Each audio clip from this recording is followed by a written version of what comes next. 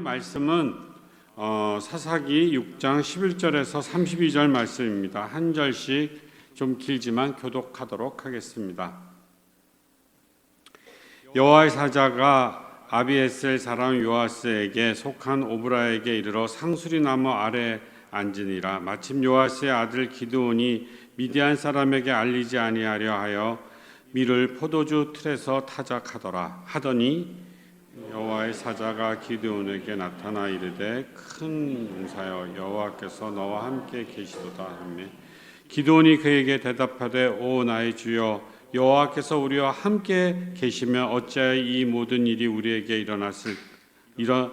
일어났나이까. 또 우리 조상들이 일찍이 우리에게 이르기를 여호와께서 우리를 애굽에서 올라오게 하신 것이 아니냐 한 모든 이적이 어디 있나이까. 이제 여호와께서 우리를 버리사 미디안의 손에 우리를 넘겨 주셨나이다 하니 여호와께서 그를 향하여 이르시되 너는 가서 이 힘으로 이스라엘을 미디안 손으로 구원하라. 내가 너를 보낸 것이 아니냐 하시니라. 그러나 기드온이 그에게 대답하되 오 주여 내가 무엇으로 이스라엘을 구원하리이까. 보소서 나의 집은 문낫세 중에 극히 약하고 나는 내 아버지 집에서 가장 작은 이이다 하니 여호와께서 그에게 이르시되 내가 반드시 너와 함께하리니 내가 미디안 사람 치기를 한 사람을 치듯 하리라 하시니라. 기드온이 그에게 대답하되 만일 내가 주께 은혜를 얻어 싸우면 나와 말씀하신 이가 주 되신 표징을 내게 보이소서. 내가 예물을 가지고 다시 주께로 와서 그것을 주 앞에 드리기까지 이곳을 떠나지 마시기를 원하나이다 하니 그가 이르되 내가 돌아올 때까지 머무리라 하니라.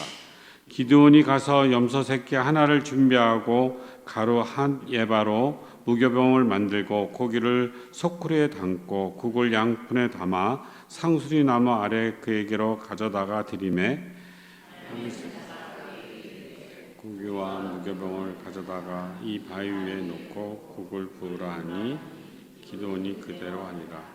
여호와의 사자가 손에 잡은 지팡이 끝을 내밀어 고기와 무교병에 대니 불이 바위에서 나와 고기와 무교병을 살랐고 여호와의 사자는 떠나서 보이지 아니한지라. 기드온이 그가 여호와의 사자인 줄 알고 이르되 슬프도소이다. 주 여호와여 내가 여호와의 사자를 대면하여 보았나이다 하니 여호와께서 그에게 이르시되 너는 안심하라 두려워하지 말라 죽지 아니하니라 하시니라. 기드온이 여호와를 위하여 거기서 제단을 쌓고 그것을 여호와의 샬롬이라 하였더라. 그것이 오늘까지 아비에셀의 사람에게 속한 오브라에 있더라. 그날 밤에 여호와께서 기드온에게 이르시되 네 아버지에게 있는 숫소 곧 7년 된 둘째 숫소를 끌어오고 내 아버지에게 있는 바알의 제단을 헐며 그 곁에 아세라 상을 찍고 또 그 산성 꼭대기에 내 하나님 여호와를 위하여 규례대로 한 제단을 쌓고 그 둘째 숫소를 잡아 내가 찍은 아세라 나무로 번제를 드리라 하시니라. 이에 기드온이 종 10사람을 데리고 여호와께서 그에게 말씀하신 대로 행하되 그의 아버지의 가문과 그 성읍 사람들을 두려워함으로 이 일을 감히 낮에 행하지 못하고 밤에 행하니라. 중 바알의 제단이었으며 그 곁에 아세라가 지켰고 새로 쌓은 서로 물어 이르되 이것이 누구의 소행인가 하고 그들이 캐어 물은 후에 이르되 요아스의 아들 기드온이 이를 행하였도다 하고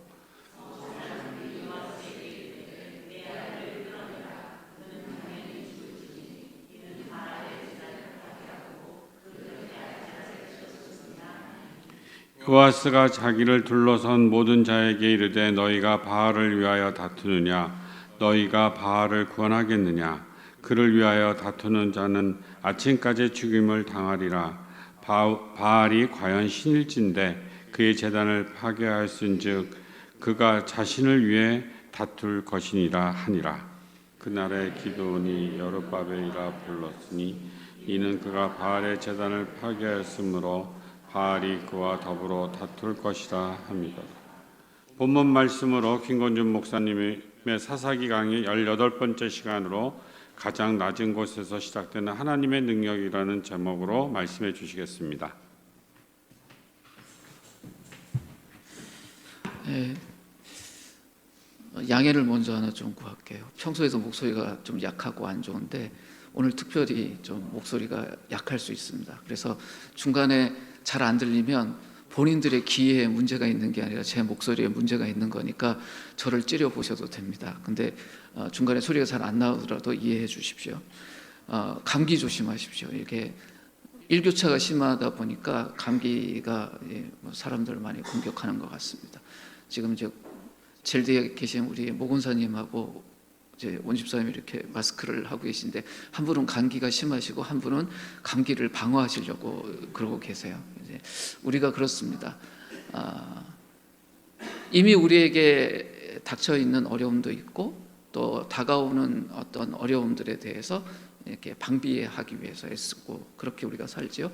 지난주 우리가 살펴봤던 말씀이 이 사사기 6장인데 그 안에 보면 미디안이라는, 그러니까 그 가나안 지역에 있었던 세력들 중에 그렇게 좀 강하지도 않은, 그래서 제가 표현을 좀 강하게 했죠. 깡패 같은. 그러니까 힘이 센 애들이 우리를 힘들게 하면 자존심은 덜 상하잖아요. 근데 미디안은 그런 팀은 아니었어요. 그런데 이스라엘이 미디안에게 7년 동안이나 어려움을 당했으니 그 어려움이 되게 심했겠죠. 그런데 그걸 성경에서 어떻게 표현하냐면 너무 싫어서 잘 살고 있던 것을 떠나서 산속에 굴을 파고 그 속에 숨어서 살았다라고 표현할 만큼, 그래서 이 부분을 성서학자들이 이스라엘 역사에 있어서 절망의 동굴이다라고 표현합니다. 얼마나 힘들면 스스로 땅속을 이렇게 파고 그 동굴 속에 들어가서 절망의 시기를 보내냐라는 거죠. 근데 이스라엘 백성들이 그 절망의 시기, 그 고통 속에서 가만히 있지 않았습니다. 뭐 했냐면 하나님께 부르짖었어요. 그 기도의 내용이 무엇이든 간에 하나님을 향해서 자신들의 어려움을 호소했습니다. 여기서 우리가 교훈 하나 얻어야 됩니다. 우리의 삶의 형편이, 내 상황이, 내 상태가 하나님 보시기에 떳떳하던 자랑스럽던 아니면 부끄럽던 아니면 하나님 보시기에 역겨움을 주던 그거 다 떠나서 어려울 때 뭐 할 수 있어야 돼요? 부르짖을 수 있어야 돼요. 근데 사탄이라는 존재가 늘 우리를 괴롭히잖아요. 우리가 부르짖으려고 하면 우리를 혼란스럽게 만들어요.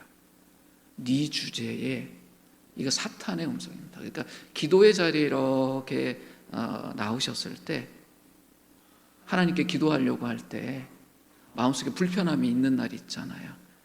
평소에 기도도 잘 안 하는데 어려움이 있다고 기도하러 나왔냐? 스스로 본인에게 평소에 새벽 기도도 안 하고 뭐도 안 하고 매일 거기 그 자리 지키는 사람도 있는데 너는 1년에 특별 기도회 아니면 기도도 안 하는 애가 어려움이 있다고 지금 기도해? 이런 정죄의 마음이 드시면 그건 세상의 이야기입니다. 절망의 동굴에 있으실 때 뭐 하셔야 돼요? 기도해야 합니다. 이스라엘이 그렇게 고통 속에서 하나님께 부르짖으셨을 때 하나님이 즉각적으로 응답을 하셨죠. 그런데 독특하게 응답을 하셨습니다. 군대를 보내셔서 그 미디안이라는 깡패 세력들을 쫓아내신 것이 아니라 군대하고 정반대에 있는 선지자를 보내셨죠. 그래서 선지자를 통해서 말씀을 주셨어요. 어떤 말씀? 이런 고통의 진짜 원인은 이스라엘 밖에 있는 미디안이 아니라 이스라엘 백성 안에 있었던 문제다. 문제가 두 가지였습니다. 평소에 하나님 말씀을 순종하지 못하고 있었어요.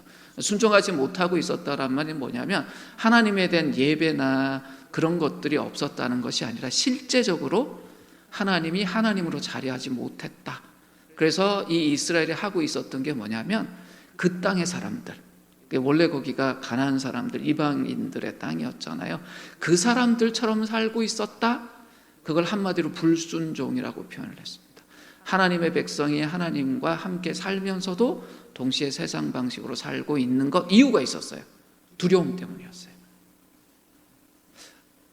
우리가 가나안에서 살려면 이 아모리 사람의 땅에서 살려면 그들처럼 살아야지 안전할 수 있지 않을까? 우리가 살면서 매일 겪는 거죠. 우리가 믿음의 사람이고 하나님 붙들고 살지만 이렇게 살짝만 옆으로 보면 저 사람 잘 사는데 해야 되지 않나? 요즘 우리나라 주식이 4천이 넘었다며요. 저는 태어나서 주식을 해본 적이 없습니다. 그러니까 주식 이야기 나오면 저런 거구나 하는데 요즘 제가 어떤 마음 들까요? 지금이라도 주식 해볼까 이런 마음 들어요. 3천도 안 되던 시장이 4천까지 올라가니까 진짜 5천 가고 10,000 가는 거 아니야?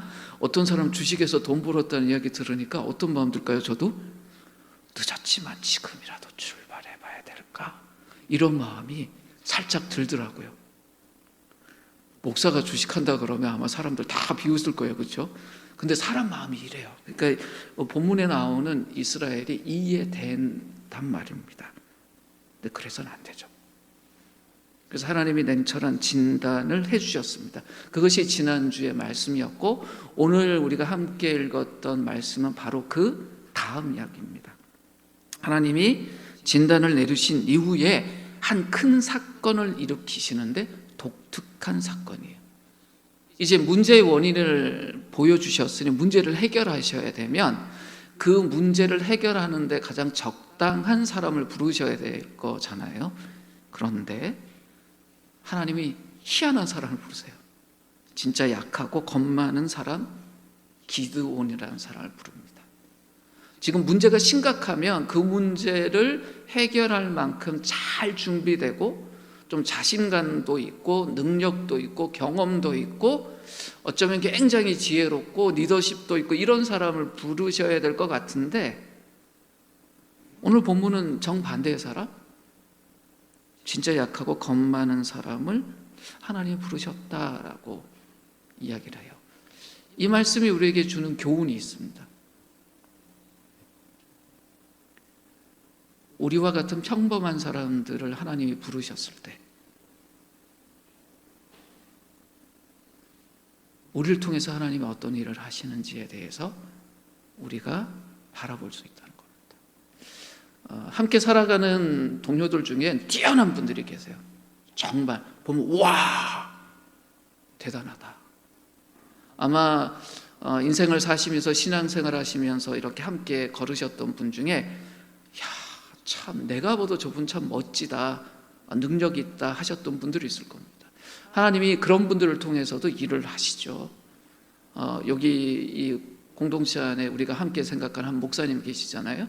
성함도 독특해서 옥한음이라는 분 생각하면 와 대단하다, 참 하나님이 기 있으셨다 이런 마음 드는데 어찌 보면 기드온하고 이 기드온이라는 이런 사람은 그런 어떤 능력 있는 그런 분들하고는 정반대에 있는 캐릭터인 것 같아요.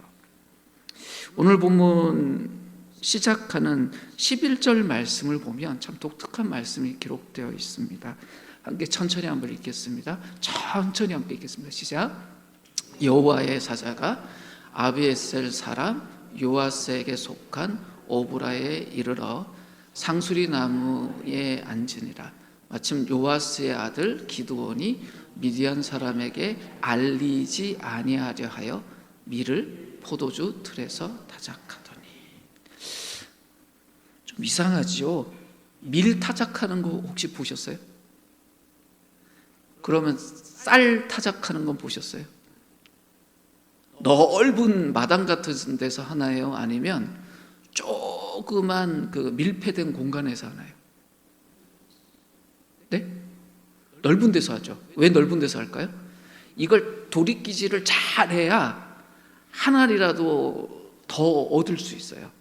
그러니까 이 타작한다는 것은 굉장히 공개된 자리, 좀 넓은 데서 해야 되는 일이에요. 근데 지금 이 기드온이라는 사람이 밀타작을 어디서 해요?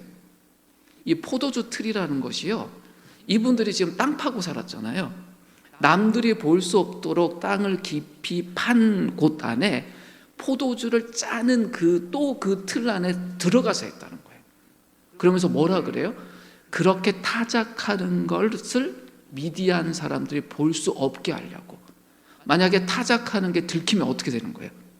미디안 사람들이 그걸 가져갈 것이라는 두려움 때문에 지금 자신들이 당연히 누려야 되는 열심히 밀 농사를 하고 그걸 추수를 해서 이제 그걸 먹는 곡식으로 만들기 위해서 타작하는 일을 숨어서 하고 있었다라는 거예요. 이 장면 보면 어떻습니까? 야, 이스라엘 백성들이 정말 힘들게 살았구나. 열심히 농사 짓고 수고하고 이제 마지막 타작하는 것도 땅 파고 그 보이지 않는 곳에 숨어서 저렇게 타작하고 있었어. 들키지 않으려고.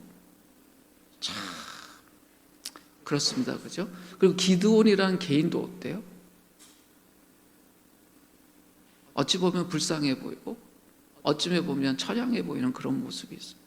근데 기드온의 아버지 이름이 여기 소개되죠. 요아스라고. 요아스라는 이름이요, 하나님이 승리하셨다는 뜻이에요. 이 하나님이 승리하셨다라는 이름의 아버지에게서 태어난 기드온이라는 사람이 지금 어떻게 행동하고 있어요? 주변의 그 깡패 같은 미디안이 두려워서 당연히 하나님이 주신 은혜를 누려야 될 자리를 땅 파고 숨어서 그 일을 하고 있었다는 것입니다. 이 포도주 틀이라는 것이 상징하는 게 있어요.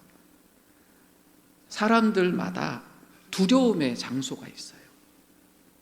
다른 것들로부터 피해서 이렇게 숨어 있고 싶은 장소. 겉으로는 나 괜찮아요 라고 보이고 싶지만 마음 한켠에, 마음 깊숙한 곳에 두려움 때문에 이렇게 숨어 있는 장소가 있습니다. 경제적인 어려움이 막 심해지면요, 친구들 만나서 커피 한 잔 사는 게 두렵지만 멋있게 사지만 마음 한켠에 뭐가 있어요? 이 포도주 틀이 있어요. 사람들과 관계가 어려울 때는 사람들이 만나자 그러면 나 괜찮다라고 이렇게 만나서 웃고 대화하지만 한켠에 어때요? 그게 너무 두렵고 힘들어서 아이고 그냥 나 혼자 있으면 좋겠다라는 장소가 생겨요. 그게 포도주 틀이에요.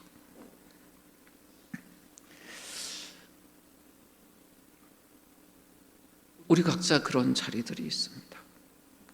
자칫 잘못하면 지금 내가 가지고 있는 작은 삶의 열매마저도 빼앗기는 것은 아닐까라는 두려움 때문에 피하는 장소. 참 그런 마음의 장소가 생기고 나면 사는 것이 쉽지 않죠. 그것이 나의 현실이 되어 있으면 힘듭니다. 그런데 오늘 성경은 그런 현실이 나에게 있는 것을 인정하는 것이 회복의 시작이고 부흥의 시작이라고 오늘 이야기를 합니다. 오늘 본문을 보십시오. 이 포도주 틀에 쭈그리고 앉아서 밀타작하고 있는 기드온에게 여호와의 사자가 찾아왔어요. 그리고는 인사합니다. 근데 그 인사 내용이 참 독특합니다. 12절 말씀 한번 볼까요?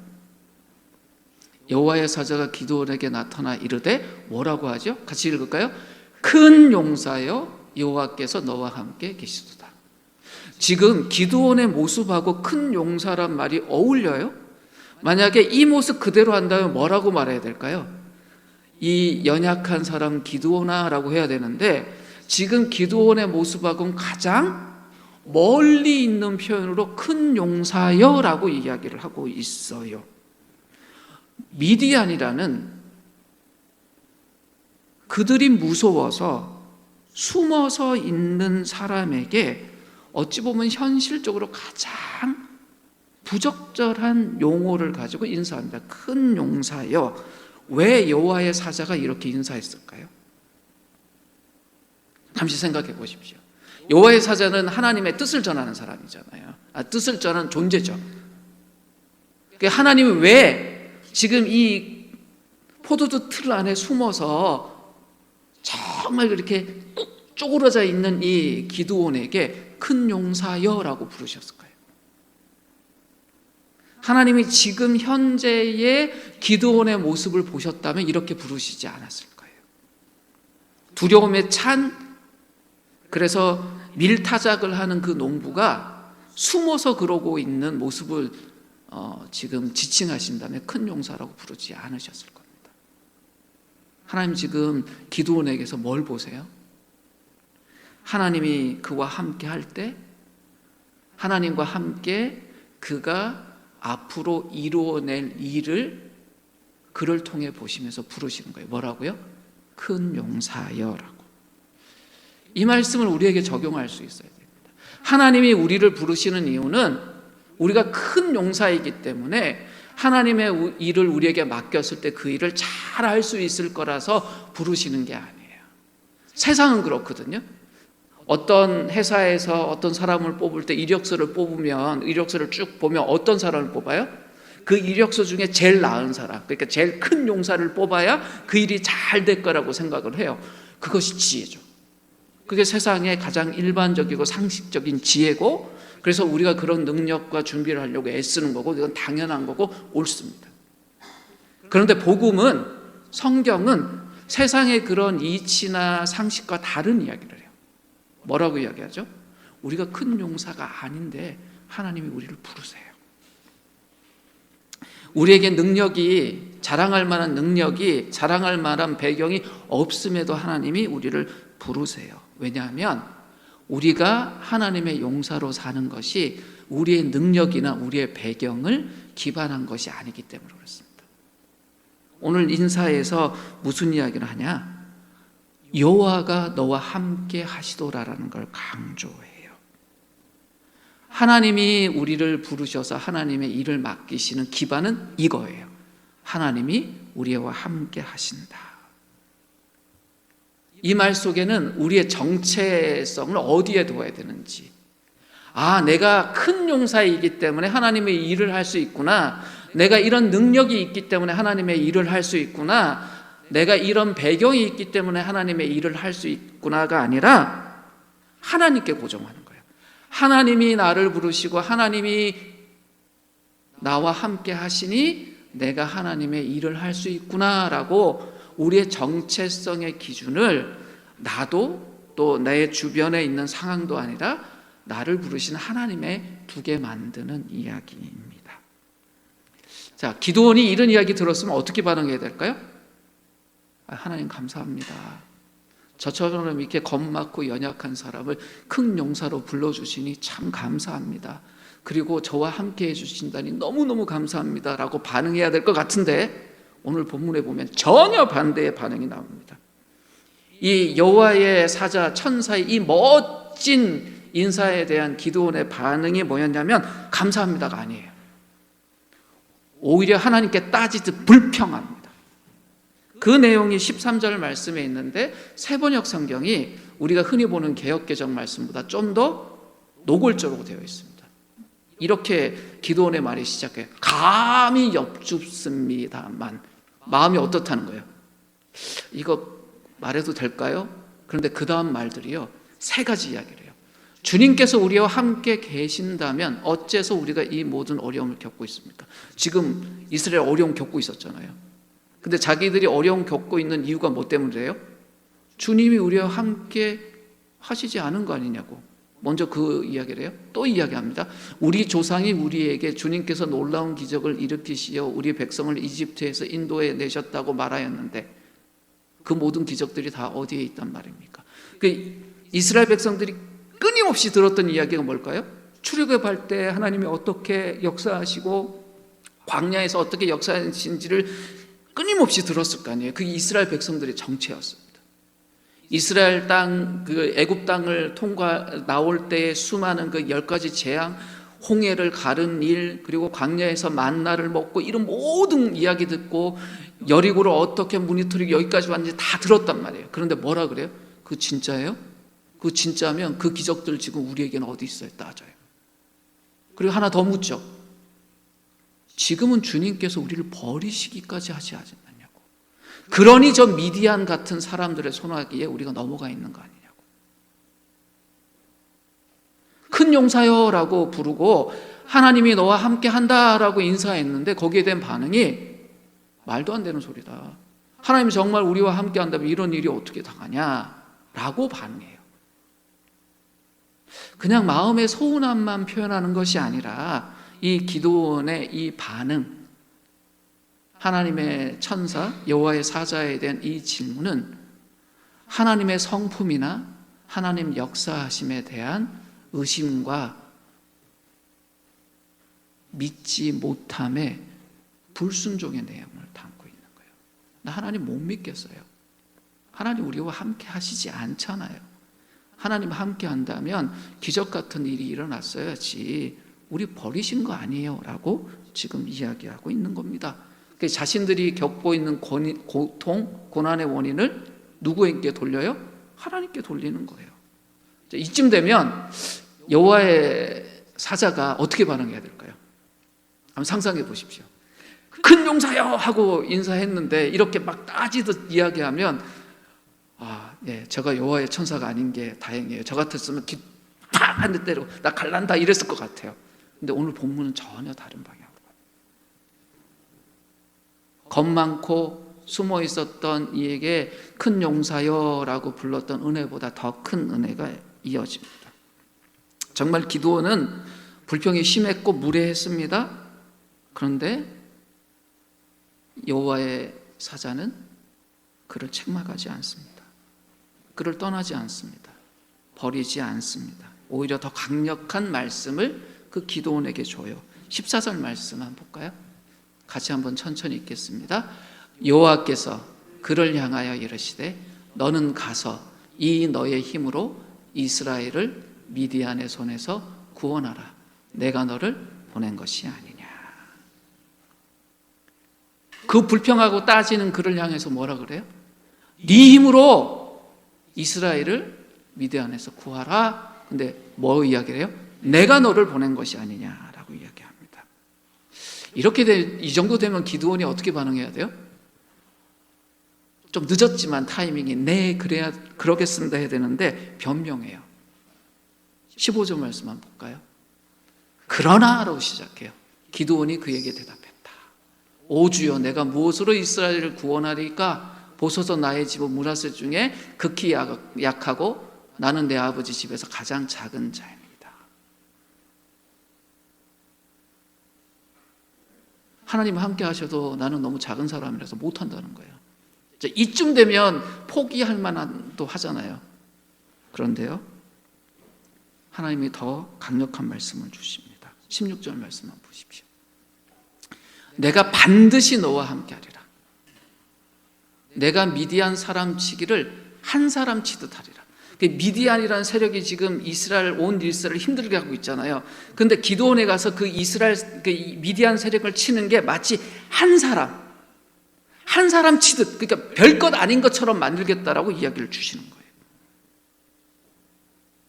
근데 오늘 본문에 너의 힘이라는 이 말이 기드온이 지금 밀타작하면서 썼던 어떤 물리적인 근육의 힘이나 사실은 기드온이요, 므낫세 지파 안에서 굉장히 유력한 집안의 사람이었어요. 이거 다 변명이에요. 그런 어떤 배경이 주는 힘이 아니라 하나님이 이 힘없고 겁 많은 사람을 부르셔서 하나님의 일을 맡기실 때 하나님이 그에게 위임하신 그 하나님의 힘으로 네가 할 수 있다라고 강조하는 거예요.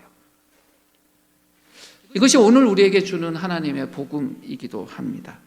우리가 큰 용사라서 하나님이 우리에게 부르시는 것이 아니라 하나님이 우리와 함께 하시고 우리를 보호하시고 우리를 보내시고 우리에게 하나님의 사람이란 권위를 주셨기 때문에 우리가 큰 용사로서 사명을 감당할 수 있는 거예요. 그러니까 미디안 같은 세상 앞에서, 현실 앞에서 쫄 필요가 없는 거예요. 우리의 능력이 부족해도 괜찮아요. 하나님이 우리에게 함께 하시기 때문입니다. 이쯤 되면 기드온이 굉장히 좀 뭔가 힘을 내야 될 텐데 기드온이 저를 너무 많이 닮았어요. 그래도 의심해요. 언제 되냐면 눈에 보이는 증거를 보고 나서야 해결돼요. 우리 오늘 본문 읽었지만 무슨 말을 해요? 나 가서 뭐 준비해 올 테니까 그동안 떠나지 말고 있으라고. 근데 그 과정을 쭉 이야기하잖아요. 뭐 무교봉도 만들고 뭐도 만들고 국도 끓이고. 시간이 길었을까요? 짧았을까요? 국 끓이는데 보통 얼마나 시간 드세요? 이 무교병이랑 빵 만들려면 얼마나 시간이 걸릴까요? 이거 다 합치면 30분 안에 끝날까요? 아니면 1시간 넘어갔을까요? 한 3시간 걸렸을까요?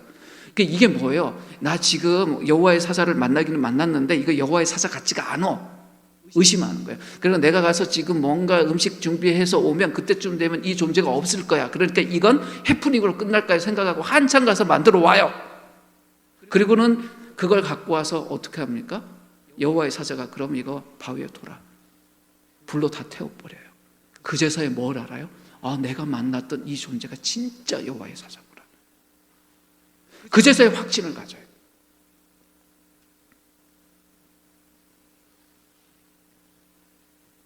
그리고 나서 기드온의 반응이 확 바뀝니다. 24절에 보면 기드온이 여호와를 위하여, 표현이 바뀌었죠. 누구를 위하여? 여호와를 위하여 거기서 제단을 쌓고 그것을 여호와 샬롬이라고 불렀다. 성경에서 가장 중요한 주제가 여호와 샬롬이에요. 그런데 샬롬이란 말이 어떤 거냐? 단순히 싸움이 끝났다는 것이 아니라 깨어졌던 하나님과의 언약의 관계가 완전히 회복되었다라는 거예요. 하나님이 정말 우리와 함께 하시구나라는 것을 믿고 그곳에 제단을 쌓았다라는 이야기입니다. 무엇을 통해서 이 일이 가능해졌습니까? 기드온의 믿음 때문에요? 아니에요. 기드온의 능력 때문에요? 아니에요. 하나님이 기드온에게 임했기 때문이에요. 우리 삶에 이 여호와의 샬롬이 이루어지는 것은 그리스도의 은혜입니다. 우리 마음속에 우리를 짓누르고 있는 의심이나 두려움이 사라지는 건 예수님 덕분이에요. 우리 스스로 두려움을 해결하기 위해서, 의심을 해결하기 위해서 애쓸 때 그건 늘 한계에 부딪혀요.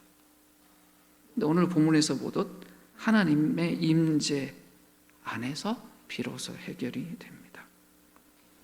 오늘 본문 보면 시작이 어디였습니까?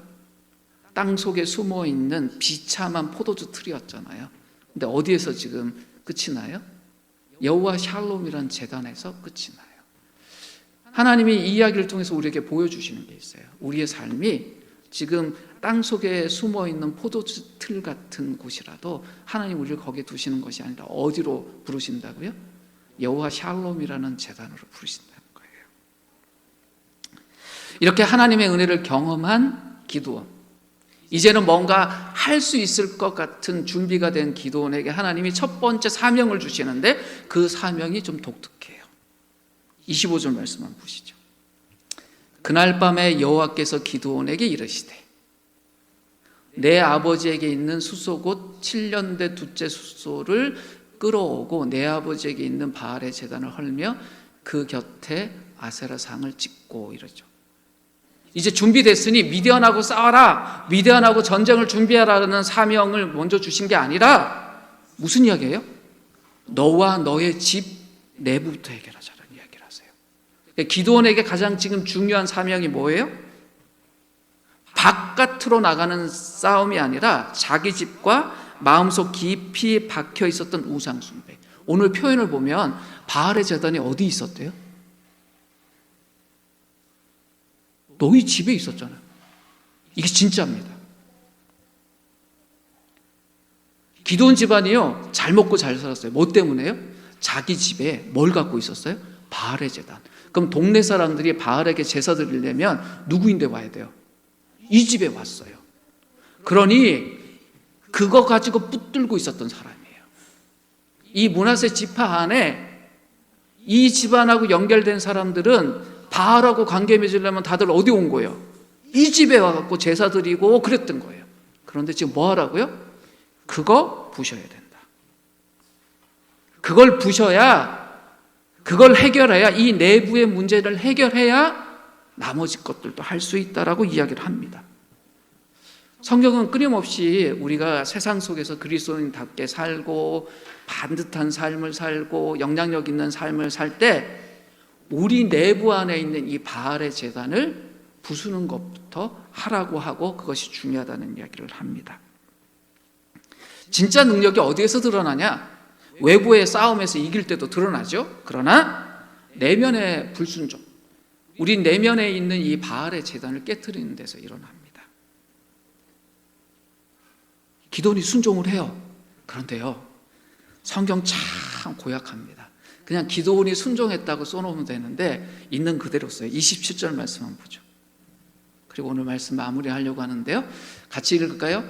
자, 읽겠습니다. 시작. 이에 기드온이 종 10사람을 데리고 여호와께서 그에게 말씀하신 대로 행하되라고 되어 있죠. 그냥 행하되라고 끝나면 좋을 텐데 꼭 이렇게 붙여놨어요. 같이 읽을까요? 그의 아버지의 가문과 그 성읍 사람들을 두려워함으로 이 일을 감히 낮에 행하지 못하고 밤에 행하리라. 언제 했다고요? 밤에. 왜요? 두려워서. 낮에 그러다가는 맞아 죽을 것 같아서. 여전히 기드온이 지금 두려움이 있어요, 없어요? 있어요. 하나님이 우리 보고 두려움을 느끼지 말라고 말씀하지 않으세요. 너 왜 아직도 두려워해? 이런 이야기 안 하세요. 두려움이 있어요. 여전히 주변을 보니 연약해요. 근데 그 연약한 두려움 속에서라도 뭐 하길 바라세요? 작지만 순종하길 바라세요. 그 두려움을 이겨내지 못하면 안 돼 하고 두려움하고 싸움하는 것이 아니라 나에게 주신 하나님 말씀 붙들고 내가 한 발이라도 앞에 나가기를 바라시는 거예요. 한밤중에 어찌 보면 부끄러울 만큼 은밀하게 기도원 입장에서는 첫 번째 작은 순종을 했잖아요. 근데 바로 그 순종한 그 능력을 통해서 하나님이 두려움을 정복하게 하셨습니다. 그리고 오늘 본문에 놀라운 기록이 있습니다. 32절 오늘 본문 제일 마지막 말씀 같이 읽죠. 시작. 그날에 기드온을 여룹바알이라 불렀으니 이는 그가 바알의 제단을 파괴하였으므로 바알이 그와 더불어 다툴 것이라 하였다. 기드온이 이스라엘 역사 안에 큰 용사로 기억되는데 모든 일을 완성하고 얻은 이름이 아니라 이 첫 번째 작은 순종을 했을 때 기드온에게 별명이 붙어요. 어떤 별명이요? 여룹바알. 무슨 말이에요? 이 용사가 크니 이제 바알이 이를 가만히 두지 않고 이 용사와 싸우려고 한다, 이런 의미의 이름을 얻었다는 거예요. 우리의 대적의 대표적인 이름 바알이 보기에 이 용사하고는 싸워야 되겠구나라는 그런 의미로 이름을 얻어요. 그래서 기드온이란 이름뿐만 아니라 기드온에게 별명처럼 따라 붙었던 이름이 뭐냐? 여룹바알이에요. 지금 이 순간 기드온은 포도주 틀에 숨어 있었던 그 농부가 아니라 지금 하나님의 편에 서서 그들을 가장 힘들게 했던 우상과 대적해서 싸우는 사람으로 있어요. 기드온의 정체성이 완전히 바뀌었죠. 오늘 성경 본문이 우리에게 던져주는 게 그겁니다. 우리가 그런 존재이다. 하나님 우리의 약함을 아세요. 우리의 두려움도 아세요. 근데 우리를 뭐라고 부르세요? 큰 용사예요.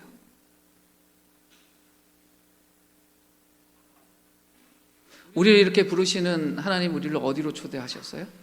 그래서 십자가로 초대하셨어요. 그 은혜 안에서 우리가 큰 용사로 살아가게 하세요. 그래서 이 십자가를 통해서 이미 완성된 은혜 위에 우리를 세우셨어요. 그 은혜 위에 서 있는 우리는 여전히 두려움도 있고 겁도 많고 불안하기도 하고 자기 자신을 굉장히 작은 존재로 여기고 세상 보면 두려워서 포도주 틀에 들어가고 싶기도 한 존재예요. 근데 하나님 우리를 어떻게 부르세요? 큰 용사요.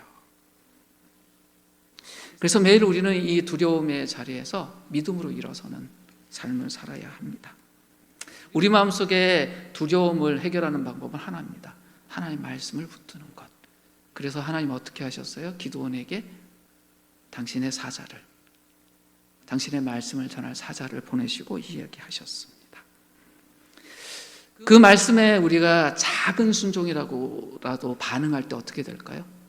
여전히 두렵고 불안함 속에서라도 그 하나님 말씀 붙들고 누가 볼까 두려워서 한밤중에 몰래 은밀하게라도 순종하면 그 순종을 통해서 하나님의 구원의 이야기가 내 작은 사람, 내 작은 삶의 순종의 조각을 통해서 이루어진다는 것입니다.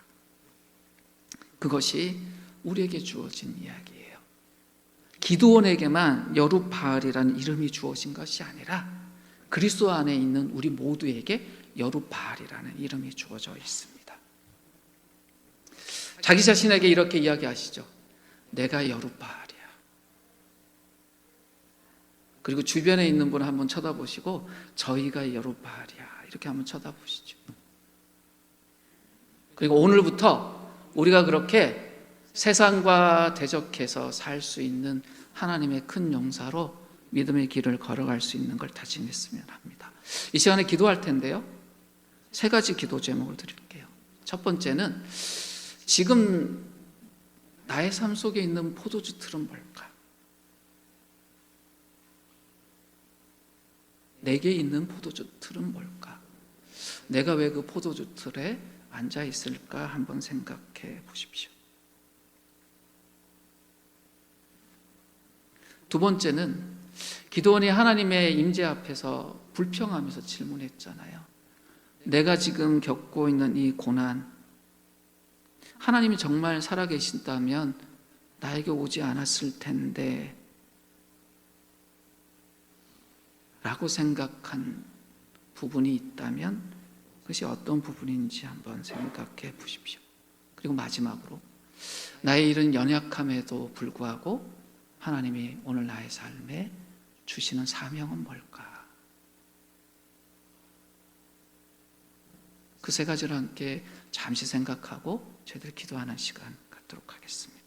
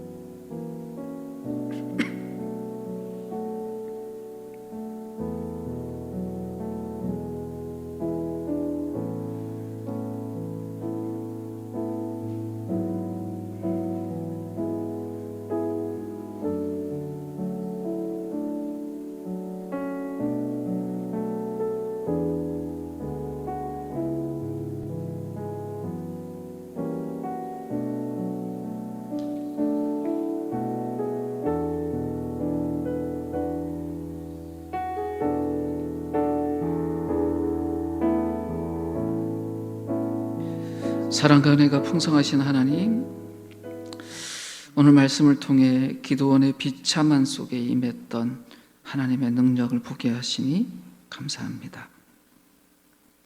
주님은 두려워하는 우리를 향해 큰 용사여라고 불러주십니다. 내가 너와 함께 하리라는 약속과 내가 너를 보낸 것이 아니냐라는 위임으로 우리의 정체성을 새롭게 세워주셨습니다.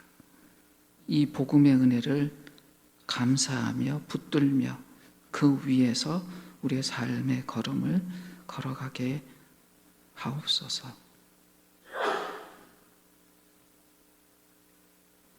두려움을 안고서라도 우상을 헐어내는 이 기드온의 순종의 용기를 우리에게 허락하여 주셔서 매일의 삶의 자리에서 여룻바알의 삶의 걸음을 걸어가는, 하나님 편에 서서 당당히 이 땅의 우상들과 싸우는 삶을 살고 승리하는 삶을 사는 우리 모두가 되게 하여 주시옵소서.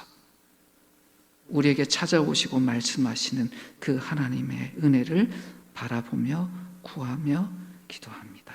예수 그리스도의 이름으로 기도드립니다.